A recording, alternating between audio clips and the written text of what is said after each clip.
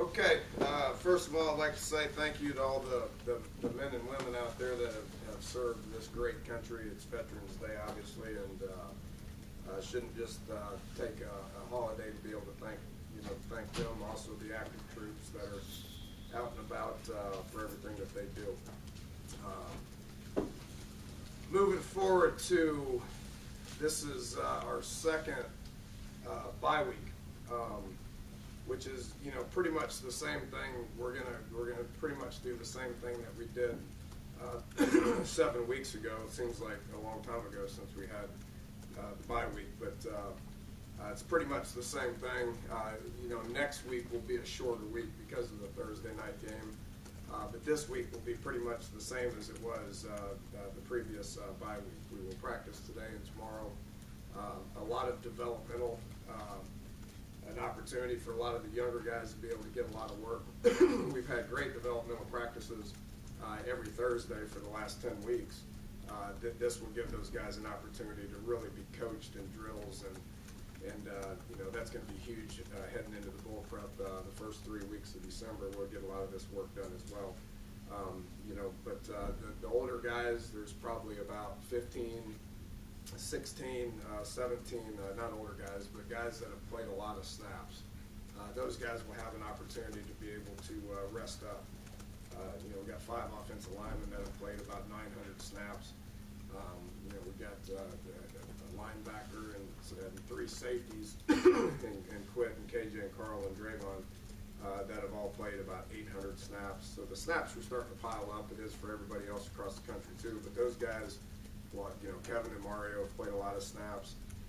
Cody Clay has played a lot of snaps. Those guys will have an opportunity to be able to rest up. They won't do as much. They'll be out there in pads. They'll be practicing, but they won't be hitting. So it'll give those guys an opportunity to rest up. Thursday, Friday, coaches will be out on the road recruiting. That obviously will continue to happen. That never goes away. You need to be able to get out and see guys as much as you possibly can. Back to work Saturday.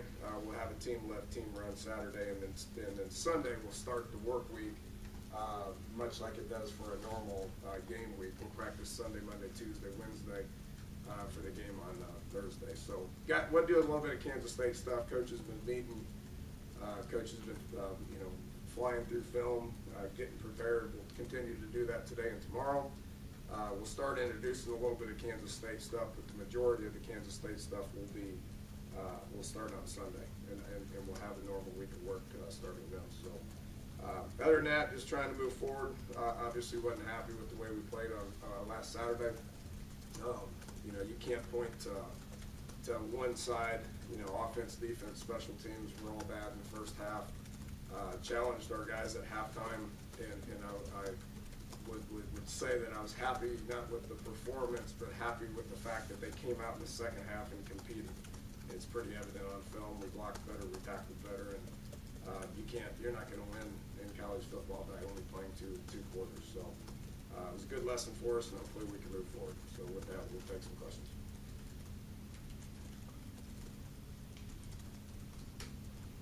You mentioned this after the game. A lot of us, or some of us like me, weren't there, but you talked about the mindset coming in was different from what you saw, from what you expected. Have you thought about that more? Yeah. I'd like to really. I can't remember what I say very often. So I can attest to what I saw on tape, and it's really. And I said this after. I know I did, but it was pretty evident that they were ready to play more than we were ready to play. The mindset that this team has done a good job with effort, energy, excitement, flying around, having fun, playing the game, existed in the first 9 games. It didn't exist in this one. Why, I don't know. Tired, disappointed with the loss against TCU, having to do another road game. I don't know. It just didn't exist. Dane, if you could sit down and map out your own schedule and build in your bye weeks, would it be 4, 4, and 4, or how would you split that up? Exactly 4, 4, 4. That's the one reason we moved the Oklahoma game up, is to at least have 4 and then a bye week. In a perfect world, I would have rather had separate them. So it's different for everybody, and you can't choose your schedule. So you just got to deal with it. We're not the only team that had to play 6 straight games. Texas had to. I think Texas is on number 7, if I'm not mistaken. If they're playing this week, I think they're on 7. I know TCU's on 7. So what our schedule is no different than what everybody else has to deal with. Dana, before the season, Oliver Luck said he was looking for improvement from the team.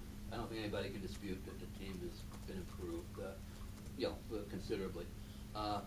Forgetting the win-loss record, what do you see as far as the improvement is? Has it been as much as you expected, more, et cetera? Well, yeah, I know a lot's been said about that. Well, a news flash for you, we expected improvement as well.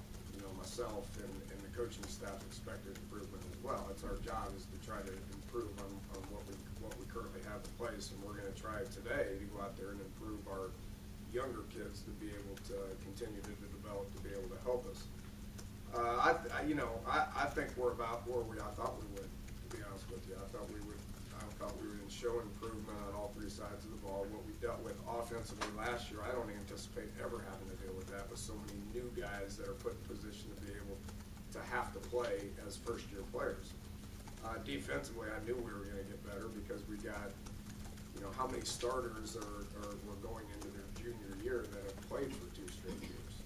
Going into their 3rd year, we knew Carl, KJ, Kyle Rose, Kwiatkowski, Tonkery, Darryl Worley. We knew all these guys were going to be better players because they were the same guys that have been playing. They just improved.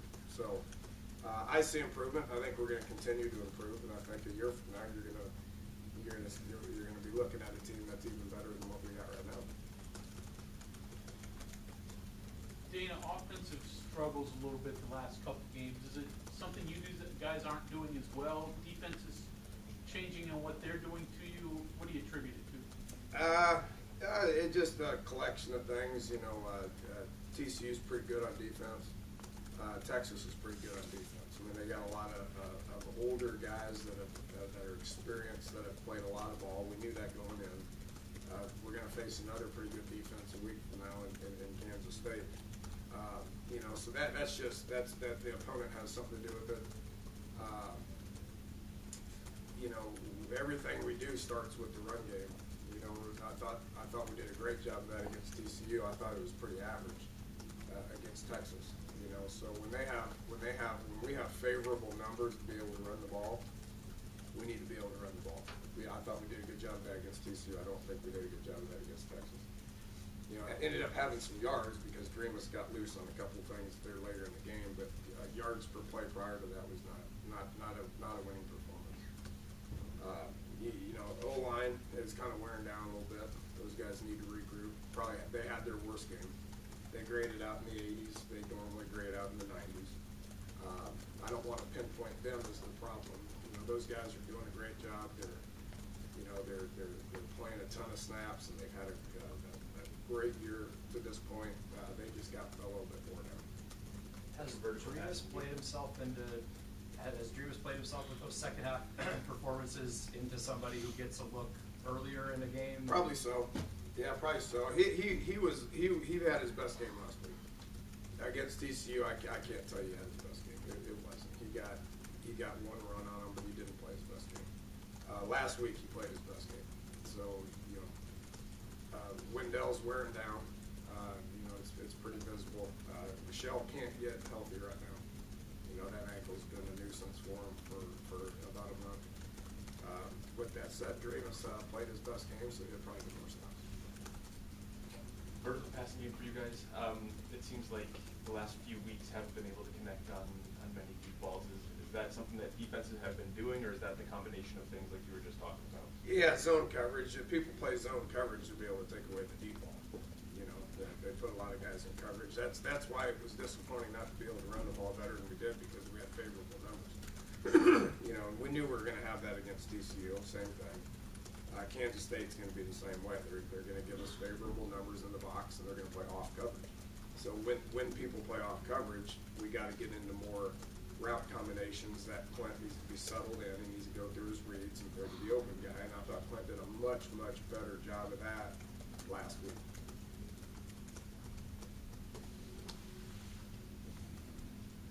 the short week, it's not like a normal typical bye week for you guys. I mean, you've got to have the Thursday night game next week. So does that change? I mean, I know you kind of broke down your schedule, but is it kind of decreasing the value of having that bye week when you guys have to ramp it up a little bit earlier than you normally would? A little bit, 2 days worth. You know, we get you get 12 days to prepare as opposed to 14. So 14 minus 12 is 2. It's too short. You know, but it still comes at a good time. You know, we'll still be able to get accomplished this week what we'll want to get accomplished. Players won't get an off day on Monday; they'll get an off day on Saturday after the game.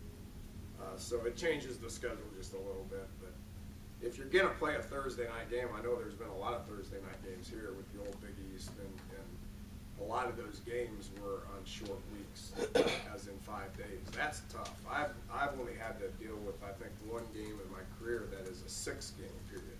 You know, we played on Saturday and then turned around and played on Friday. Playing on Saturday and then having 5 days, which happened here a good bit, that would be tough. You know, so but because we got the off week, Kansas State's got the off week as well, so they're dealing with the same thing. I think it's just fine. Playing Kansas State and Bill Snyder, how much is he an old-fashioned coach, and how much has he been able to step up and go the way football's gone? Yeah, he's offensively. They're doing some pretty neat stuff. You know, it's a lot of quarterback run game stuff, a lot of run pass options. He's evolved offensively. Defensively, I think you could probably put on tape from what they did 10 years ago, and they look the same. You know, so Bill's always been an offensive-minded coach. He's evolved offensively. Defensively, depends on who his coordinator is, but it looks like it's the same stuff here for the last 5-10 years. Defensively, how you adapt and adjust, I don't think you really need to. It's about technique and being tough and playing hard. And they do a unbelievable great job of that. Teach great technique, play discipline. The thing that makes him so special is just the discipline that his entire team plays with. You know, they're program guys. Got a lot of walk-ons that just do the right thing each and every day. You know, it's pretty neat. It's neat for me to be able to coach against him and be able to go out and play against his team. But offensively, he's changed. He's adapted to what today's game is. You mentioned technique there. I mean, it's got to say a lot about that program where, as you mentioned, they're getting walk-on guys. It's maybe not necessarily top talent guys who've been overlooked other places for whatever reason, and really getting the most out of them. Yeah, you know, and I'd like to think we're beginning to do that here. You know, with the developmental practices that we're able to have. We've had 10 Thursday night practices out there that, you know, we're able to have 2 full offenses and 2 full defenses that practiced against each other, and it looks good. So you got to, establishing a program. As long as he's been at Kansas State, I mean, he's been able to establish his program, and the way things run around there has been run the same way for a long, long time. You know, I think we're at a point now where we got healthy numbers. We got a lot of kids in the program, and they're developing the way that they should be developing. So, how hard was it to get to that point? I mean, I feel like this is probably the first time you've said or felt comfortable saying that you've been able to do that. Yeah, I mean, the first 2 years we never had Thursday night football out there. We didn't have the bodies to be able to do it.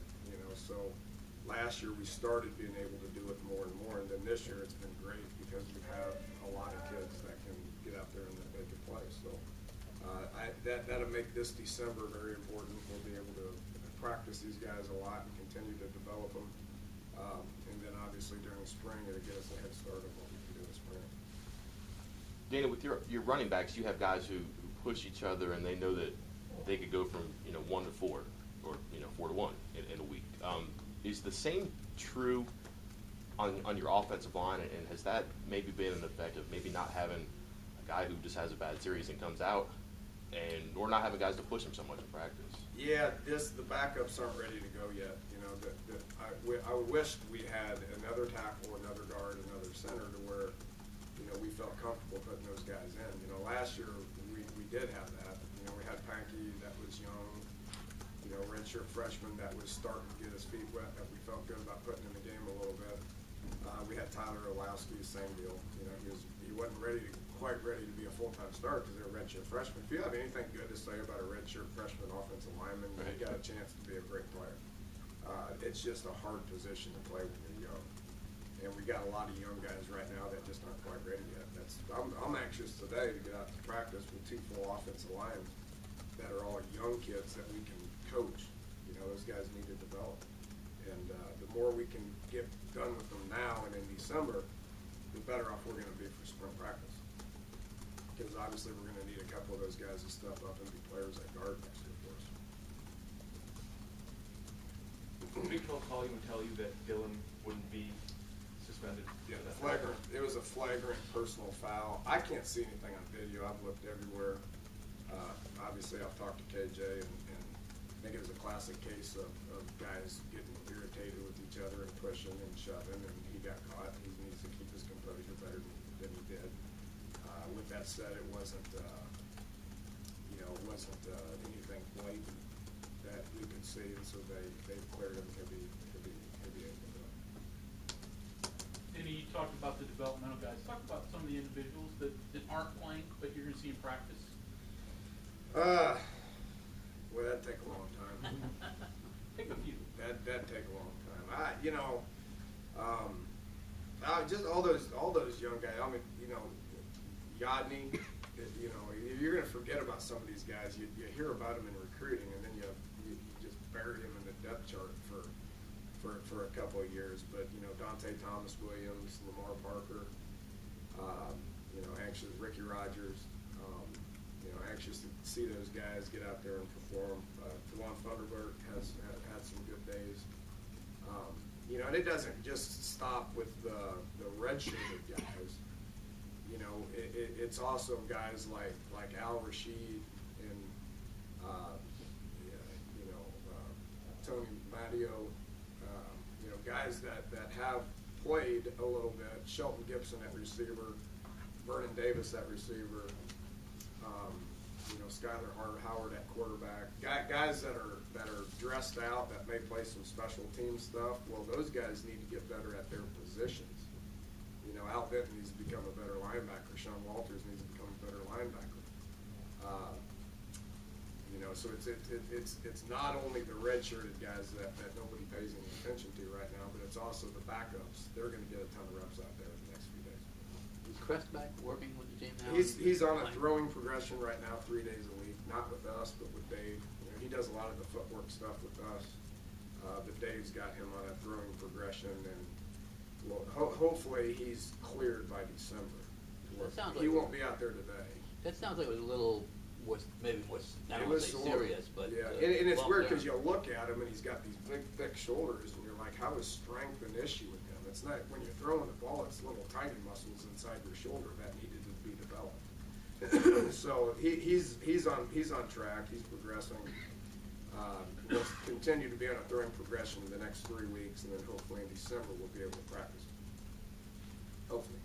How do you go about the waiver process for a guy like that? Is that something you've It's already... all Dave and the doctors and stuff. There's nothing I can do about it, and there's nothing I can say about it or any of that. It's all, they handle all that downstairs. Dana, when you look at this senior class, I was trying to do the math, it looks like there's at least 8 guys who are junior college transfers, so they've only been here for 2, maybe 3 years. What is that dynamic like as they try to come in to guys who maybe are more experienced, but they have that veteran leadership because they are older and I'd question the veteran leadership on some of them. Some not to talk negatively about anybody, but some one of our best leaders on our team is Darryl Worley. He's a sophomore, so true sophomore. So the leadership thing, it's important when you have a collection of guys that have been in the program together for a long time. We don't have that with our senior class. It's an odd senior class. There's only a couple of them that have been here for 4 or 5 years. And I know senior day is next week. We'll talk about that next week. I don't have the numbers in front of me to be able to give you the concrete numbers as far as who does what, how long people have been here. But it's an odd senior class. You got guys that have been here for a year. You got guys that have been here for 2 years. You only got a handful of guys that have been here for their whole career. Next year, it's a whole nother deal. You know, next year we're going to have about 31 seniors that have, the majority of them, a high percentage of them, have been in the program for 4 or 5 years. That's going to make a difference in the makeup of our football team. You know, and you know, go back to Kansas State. I guarantee you, without looking at their deal, they got a whole ton of seniors that have been in their program for 5 years. That makes a big difference in the win-loss at all. Okay, thanks. We'll talk more about that next week. Thank you all.